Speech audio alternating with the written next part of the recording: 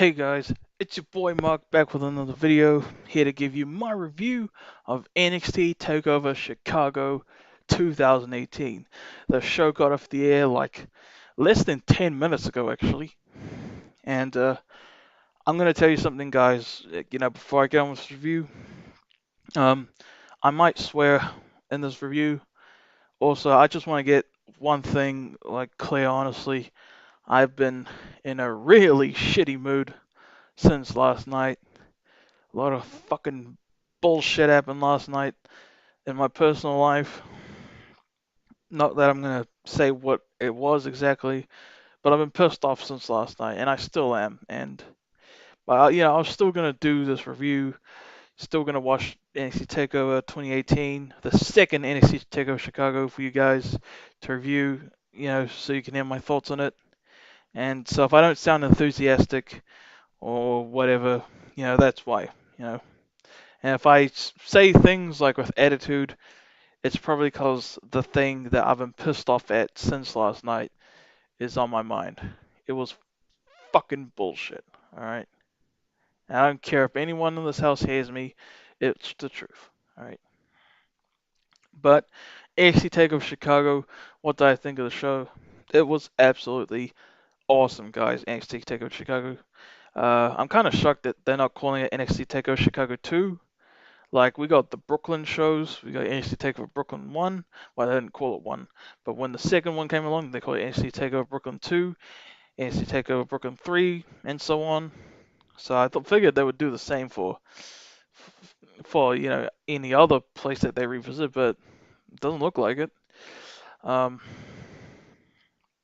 but regardless, that's kind of why that I include the years when I do my NXT TakeOver reviews in case they decide to suddenly drop them. Good thing, because NXT TakeOver Chicago 2017, when I reviewed that a year ago, yep, I called it that since then, and looks like I made the absolute right decision. All right, NXT TakeOver Chicago. So yep, great show, guys. But are you really surprised that it's a great show? I mean, it's NXT. NXT's been killing it, man.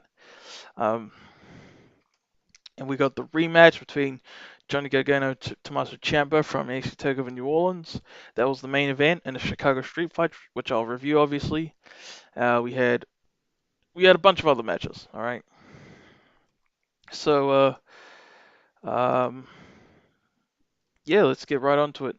Opening match, we have the NXT Tag Team Championship match, the Undisputed Era, consisting of Kyle O'Reilly and Roderick Strong. The Freebird rule, defending against only Lorcan and Danny Burch. Poor Lorcan and Burch, man. They were getting booed so much.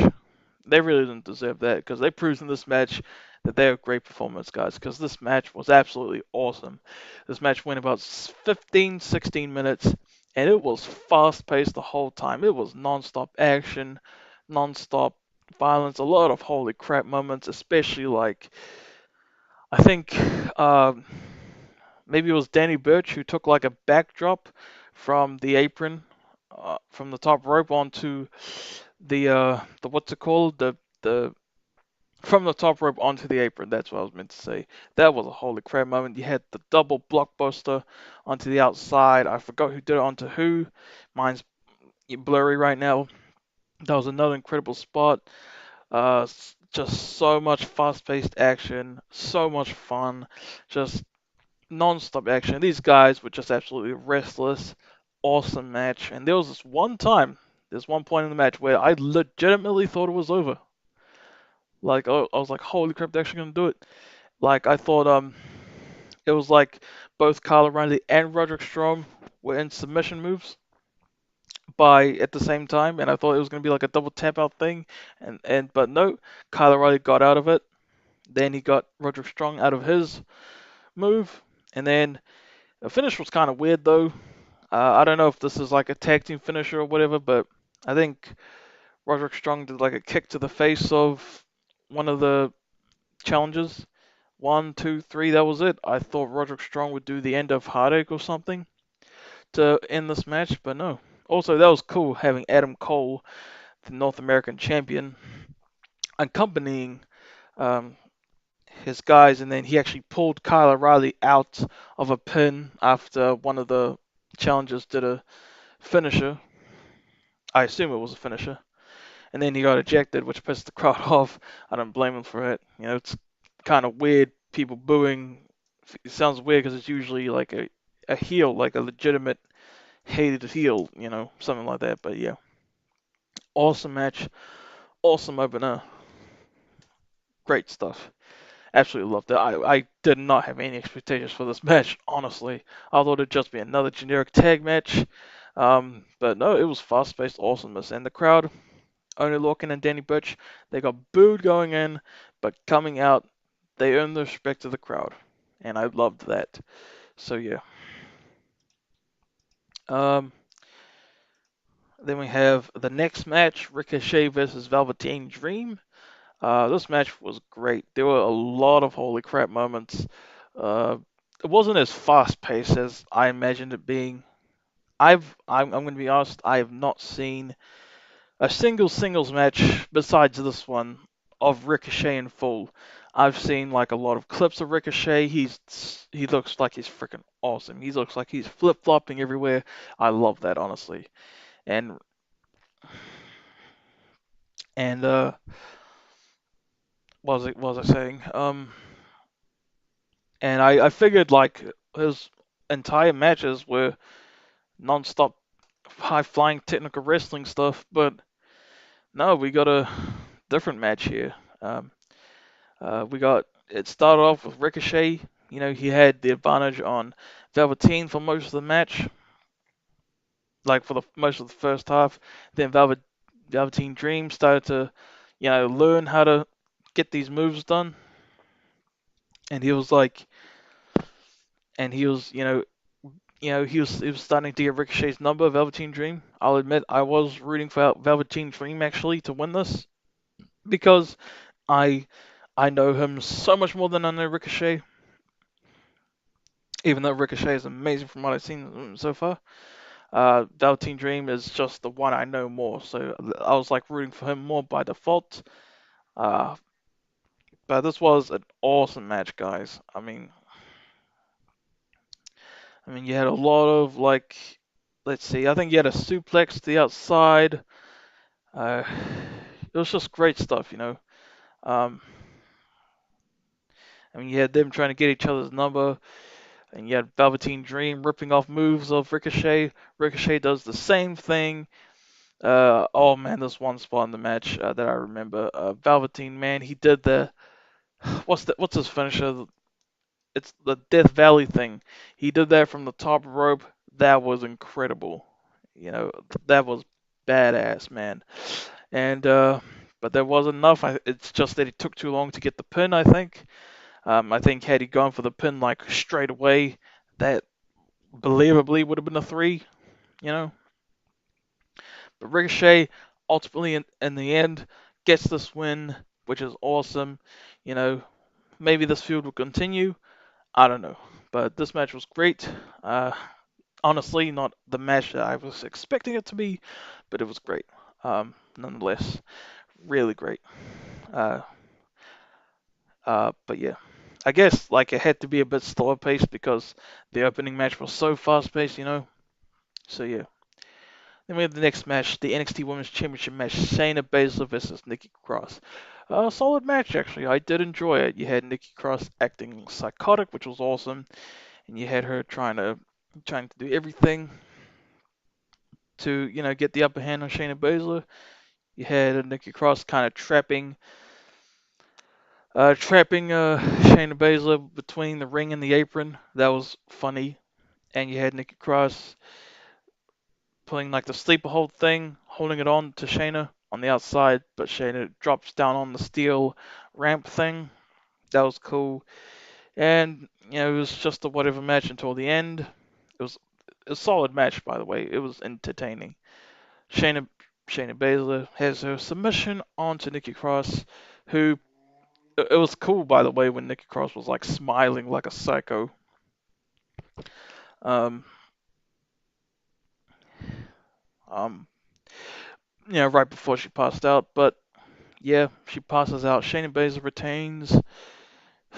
Like, I don't know why you wouldn't give Nikki Cross the win. She's been in NXT for so long. I think I don't know. I don't know. I don't know. Okay. Um, Remember what I said at the start of this video, guys. I'm in a really crappy mood since last night because of a whole bunch of BS. So, that's kind of why I'm like that right now. So, yeah. Then we have this next match, the NXT Take. Sorry, not NXT Take. The NXT Championship Match. NXT Champion Aleister Black defending against Lars Sullivan. When I first heard about this match, I was like, really? Lars Sullivan? Not Johnny Gargano? Not Tommaso Ciampa? Not Roderick Strong or something?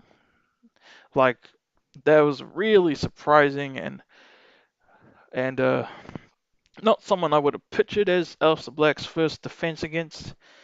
But honestly, I do like Lars Sullivan, and it was like, all right, I'll give this match a chance. And I was like, I feel like maybe a lot of people, I could be wrong, maybe people were looking forward to it. I feel like a lot of people like really didn't care for this, weren't caring about this match at all when it was announced. But I was like, I'll give it a chance. I'll give it a fair chance. Who knows? Maybe it will surprisingly be a great match. And in my opinion, it was. You know, I really liked Lars Sullivan's performance. I do like Lars Sullivan and Aleister Black. I'm a huge fan of. I love Aleister Black, so any match that he's in, I think could be fun at least. And the story was like Lars Sullivan just kept grabbing the Aleister Black's leg when he went for the black mask, and so that played a huge thing in this. Like, could Aleister land the black mask and etc. And yeah, it was fun. It was like a power strength in some way. It kind of reminded me of like a Diesel Bret Hart type of match, which was cool. You had some awesome counters, such as Lars Sullivan uh, grabbing Aleister Black mid-air when he was doing what's it called, a moonsault from the top rope to the outside onto Lars Sullivan, who grabs him and smashes him onto the apron. That was awesome. And the ending was cool.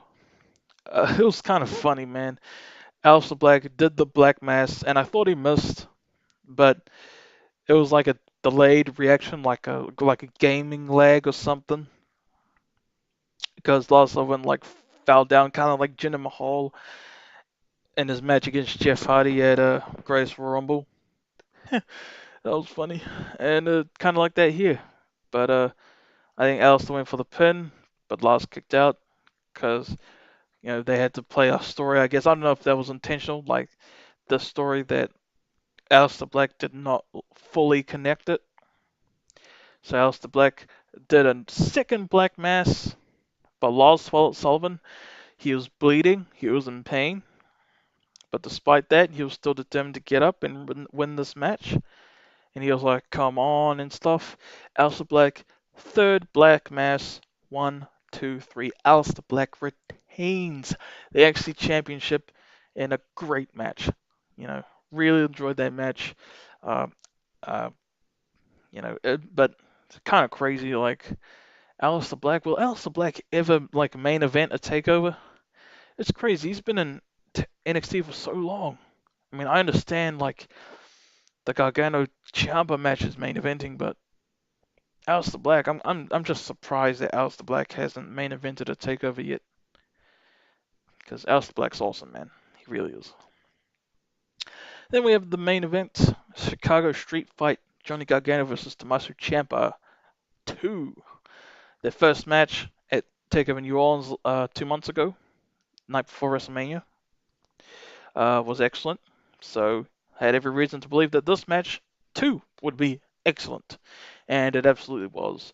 From the get-go, the crowd didn't boo Ciampa as much as I thought they would, which is actually kind of cool, but kind of, I guess,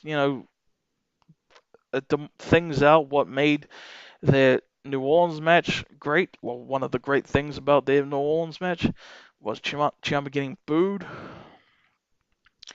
Because it just created a crazy atmosphere, But I liked it because honestly, I do like Tommaso Ciampa as a wrestler. I think he's great. Johnny Gargano, I love Johnny Gargano as well. This match was absolutely amazing from the get-go. They were going to war. They were they were tagging each other. They fought in the crowd, man. I love it when they fight in the crowd, man. I love matches when they find the crowd so much. It's so much fun and just amazing. And he actually grabbed, and there was this guy who actually looks like a friend of mine on both YouTube and Facebook, um, who says, "Johnny used my sign as a weapon," but but and Ciampa saw it first, and he was trying to rip it up. But he was like, "What the heck? What's this made of?" And then Johnny Gargano, punched Ciampa out of it, I guess. Then he grabbed the sign that the fan had, and it was actually a stop sign inside of it. That was cool. And then he whacked him around. They used weapons a lot. They used steel steps. The way they used the steel steps in this match was absolutely awesome. I loved it. Um, and you had, what else did you have? Chairs. You even had Ciampa tear apart the ring. A funny thing, I thought he was trying to destroy the entire ring.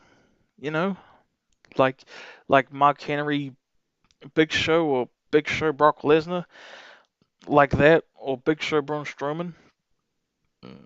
I thought he was gonna just demolish the whole ring, but no, he was just exposing the mat, the soft part of the mat underneath, and the wood underneath, which doesn't come to part until much later in the match. And they fight some more. You had awesome storytelling with when Tommaso Ciampa was dragging Johnny to the stage. He was saying, "We were best friends. We traveled the world together. Um, now say goodbye to NXT. Say goodbye to your wife. Say goodbye to etc." And I don't know why I didn't think they would do this, but they were pretty much recreating what happened at TakeOver last year, TakeOver Chicago last year, when Ciampa turned on Johnny Gargano. I'm curious, why did Ciampa turn on Johnny Gargano in the first place? I still don't know. Like, I don't understand why. We got an amazing feud, not gonna lie. Amazing matches, two amazing matches. But yeah, I wonder why Tommaso did it, honestly. And yet he throws Gargano to the stage just like last year. Then he's trying to recreate the thing, when he did the thing onto a bunch of tables. Um, oh man, this part of the match was insane. Ciampa, he literally took the wedding ring off of Johnny Gargano, spit on it. I doubt that was Johnny's real wedding ring, by the way. Then he threw it away, and then he was about to recreate last year with like a slam into the tables or like a drop into the tables, whatever you want to call it.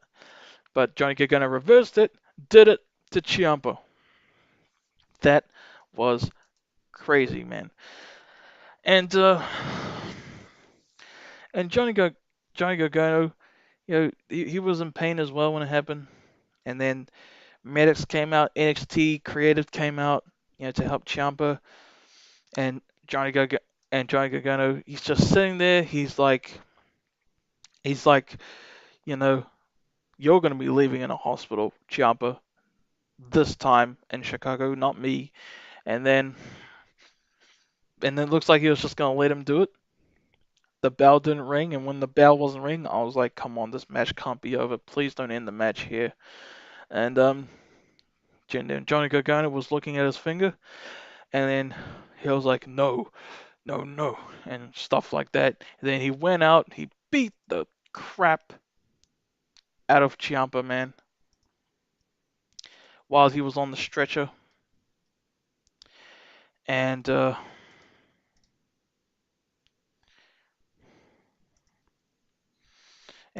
then put him to the ring.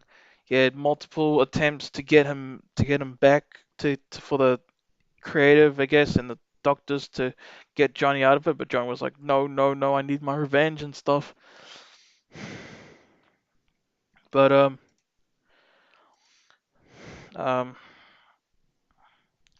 and then Johnny Gargano actually did the Gargano escape twice, and Ciampa tapped out both times, but there was no ref present, so it couldn't count.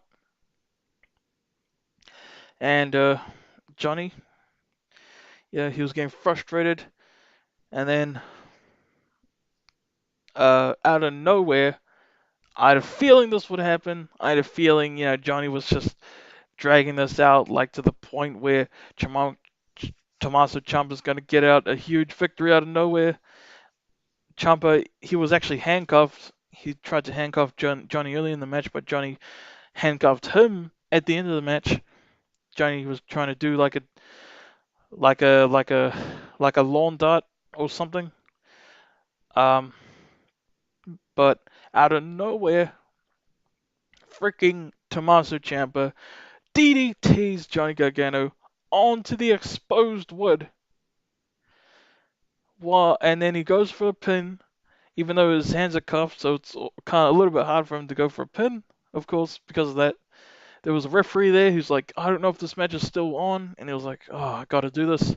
Then 1, 2, 3, Tommaso Ciampa defeats Johnny Gargano, and the crowd was shocked, man. I don't know why they were shocked though. I kind of like half expected Ciampa to win. Um, I really don't know why the crowd was so shocked, honestly, for real. Um, but that was awesome, amazing match. Kind of hard for me to say which of their two matches were better though. I mean, their Takeover New Orleans match, I think, was more emotional, but this match was a lot more fun and had maybe a lot more fighting, I guess, in it, for lack of a better word, I guess. Yeah, I'd say this match was better than the last one. Amazing match. Absolutely loved it. Um, and awesome pay-per-view or takeover event, whatever you want to call it. So yeah, I think that's all I have to say. So yeah, thank you guys for watching my review of NXT TakeOver Chicago. Hope you enjoyed. Please like, comment, and subscribe if you haven't already. And of course, I'll review Money in the Bank tomorrow, which honestly I'm not looking forward to at all because WWE's been shit since WrestleMania, man. And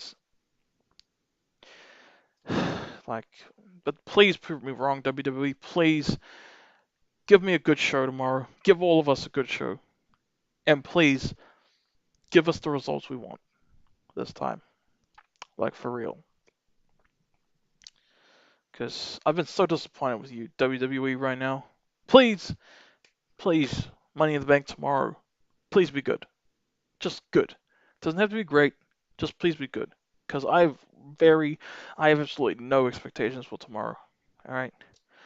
The match card sounds good, but if you've been watching what WWE's been doing recently, they've been fucking everything up. Please be good, Money in the Bank. Please make a good show, WWE. Don't mess it up. Seriously. Please don't. And, yep. So that's my review, guys. Last of Us playthrough series, I have no idea. I might get back to it tonight. I'm not too sure, you know. Like I said, I'm in a pretty crappy mood because of stuff in my personal life. But maybe, you know, I want to finish that playthrough by the end of this month. And I want to finish my movie Batman Reborn by the end of this month as well, which I've been working on so much lately. And I'm having fun doing it, but yeah. So that's my review, guys. We'll talk about those other things another day. Peace out.